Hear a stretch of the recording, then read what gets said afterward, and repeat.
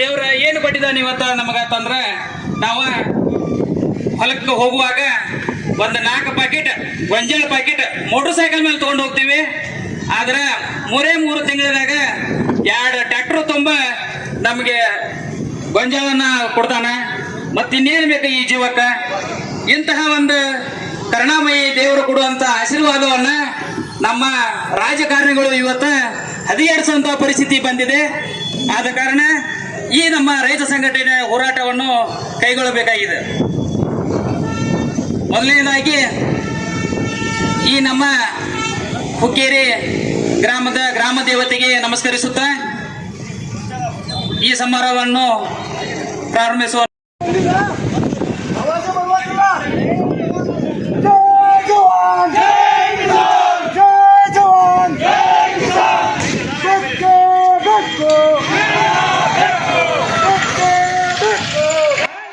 MK news 9 NTV ಕನ್ನಡಗೆ ಸ್ವಾಗತ.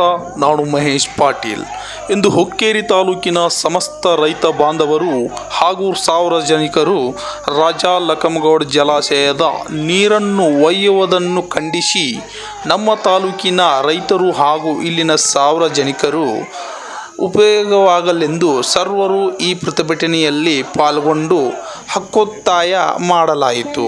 ಕರ್ನಾಟಕ ರಾಜ್ಯ ರೈತ ಸಂಘ ಹಾಗೂ ಕೂಲಿ ಕಾರ್ಮಿಕರ ಹಿತಾಸಕ್ತಿ ಸಂಘ ವತಿಯಿಂದ ಪ್ರತಿಭಟನೆ ಮಾಡಲಾಯಿತು. ವರದಿ Mahesh Patil, MK news 9 NTV Kannada.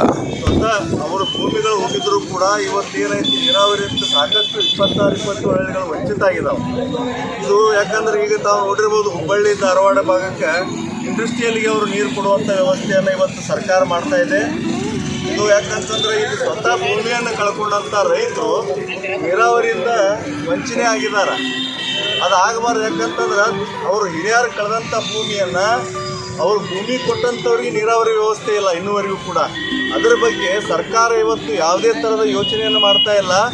ಇಂಡಸ್ಟ್ರಿಯಲ್ಗೆ Dharwad Hubballi ಅಂತ ಇಂಡಸ್ಟ್ರಿಯಲ್ಗಳಿಗೆ ಕೊಡೋದ್ರಿಂದ ಇವತ್ತು ಸರ್ಕಾರಕ್ಕೆ ಲಾಭ ಆಗ್ಬೋದು. ಇವತ್ತು ರೈತ ಸಾಕಷ್ಟು ತೊಂದರೆಯಲ್ಲಿ ಅನುಭವಿಸ್ತಾ ಇದ್ದಾನೆ. ಯಾಕಂದರೆ ನೀರಾವರಿ ವ್ಯವಸ್ಥೆಗಳಿಲ್ಲ ಇನ್ನೂ ಕೂಡ. 76-77 ವರ್ಷ ಆದರೂ ಕೂಡ ಸ್ವತಂತ್ರ ಸಿಕ್ಕ ಇನ್ನೂ ನಮ್ಮ ರೈತರ ಕುಲ ಈ ಥರ ಪರಿಸ್ಥಿತಿಯಲ್ಲಿದೆ.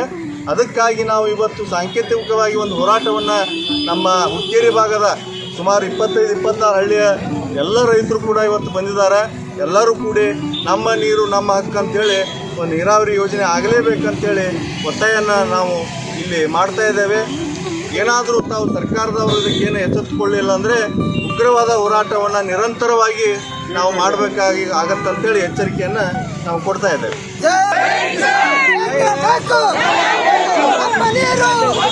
ಇವತ್ತು ನೀರಿನ ಬಗ್ಗೆ